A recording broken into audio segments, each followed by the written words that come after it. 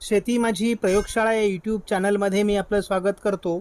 या चॅनलवर आपण नवीन असाल तर या चॅनलला सबस्क्राईब करा. या चॅनलचे नवनवीन व्हिडिओ पाहण्यासाठी बेल आयकॉन नक्की दाबा.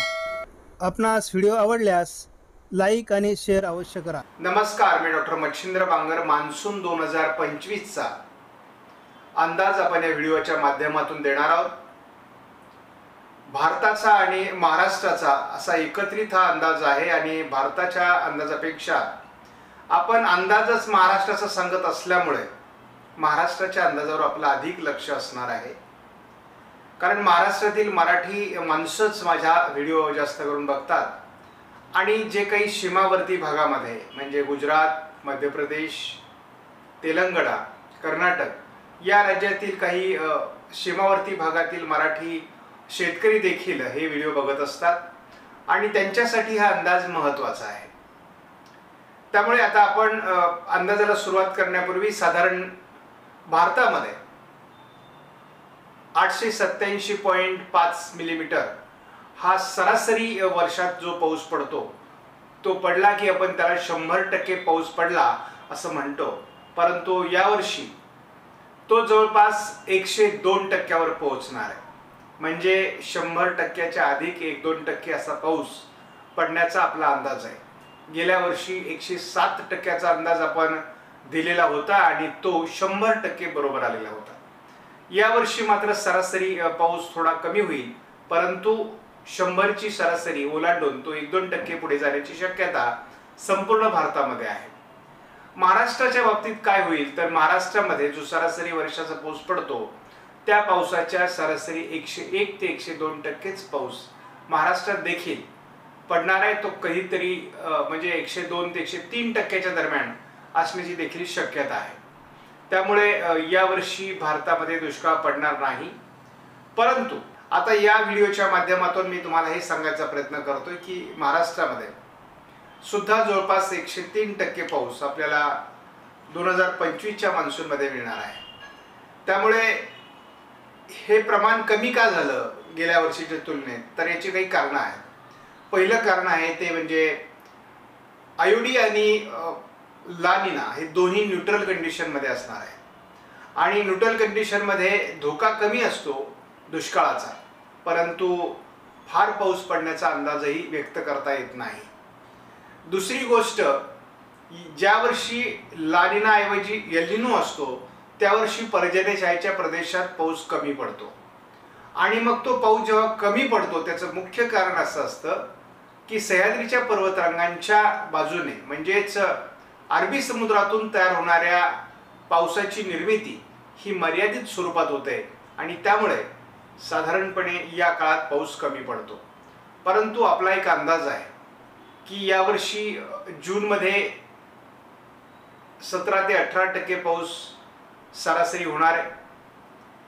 जुलैमध्ये तो 33%पर्यंत असण्याची शक्यता आहे. तर ऑगस्टमध्ये देखील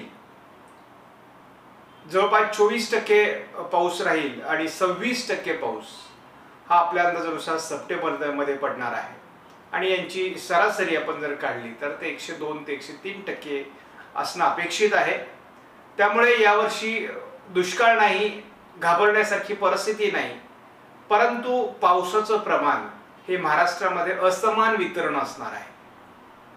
म्हणजे सर्वच जिल्ह्यात समान पाऊस पडणार नाही, सर्वच विभागात समान पाऊस पडणार नाही. काही विभागात आपल्याला थोडं कमी पावसाचं प्रमाण देखील बघायला मिळेल. तर काही विभागात अतिवृष्टी देखील होईल. तर ते विभाग कुठले असू शकतात याचाही आपण अंदाज शेती माझी प्रयोगशाळाच्या व्हिडिओमधून घेणार आहोत.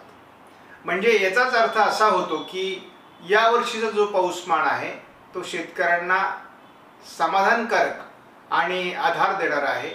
त्यामुळे यावर्षी कुठल्याही प्रकारे दुष्काळाची भीती दास्ती हा शेतकऱ्यांना बाळगण्याची गरज नाही.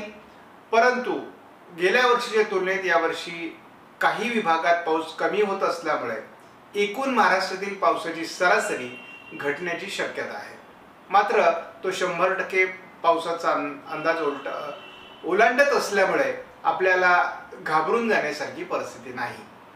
आणि न्यूट्रल कंडिशनमध्ये असलेला ला निना किंवा आयोडी किंवा इतरही बरेच घटक देखील याला कारणीभूत असू शकतात. त्यामुळे या अंदाजात फार बदल होईल असं आपल्याला आता सध्या तरी वाटत नाही. मात्र जसंही अंदाजात बदल होईल असं वाटेल त्या क्षणी आपल्याला त्याचा अंदाज देखील दिला जाईल. त्यामुळे 26 जानेवारीचा अंदाज घेण्यासाठी अनेक शेतकरी आमचे प्रतीक्षेत असतात. यावर्षी पावसाचे खंड किती असतील तर साधारण ऑगस्टमध्ये थोडा पावसाचा खंड आहे, सप्टेंबरमध्येही पावसाचा खंड आहे, जूनमध्ये सुरुवातीलाच पावसाचा खंड असणार आहे. मात्र गेल्या वर्षीच्या तुलनेत किंवा गेल्या काही वर्षांच्या तुलनेत जून महिन्यात यावर्षी पाऊस बरा पडेल असा अंदाज आहे, कारण 18% पाऊस हा तसा अधिक आहे. त्यामुळे एकूणच मान्सून 2025 हा शेतकऱ्यांना समाधान निर्माण करणार आहे. पीक पाणी अतिशय चांगलं असणार आहे. पिकांवर रोगराई देखील कमी असेल यावर्षी. शिवाय यावर्षीचं शेतकऱ्यांचं उत्पन्नही वाढणार आहे, कारण अतिवृष्टी कमी असल्यामुळे पीक उत्पादनात वाढ होण्याची शक्यता आहे. एकूणच शेतकऱ्यांमध्ये कमालीचं समाधान या वर्षीच्या पावसात मिळेल. पाणीसाठेही समाधानकारक भरणार आहे. त्यामुळे सर्वच पाणी साठ्यांमध्ये जरी पाण्याची समानता आली नाही तरी मुख्य पाणी साठे हे भरणार आहे. त्यामुळे शेतकऱ्यांनी चिंता करण्याची गरज नाही. आपणास व्हिडिओमधील माहिती महत्त्वपूर्ण वाटल्यास लाईक करा, शेअर करा, चॅनलला सबस्क्राईब करा. धन्यवाद. जय हिंद, जय महाराष्ट्र, जय बळीराजा.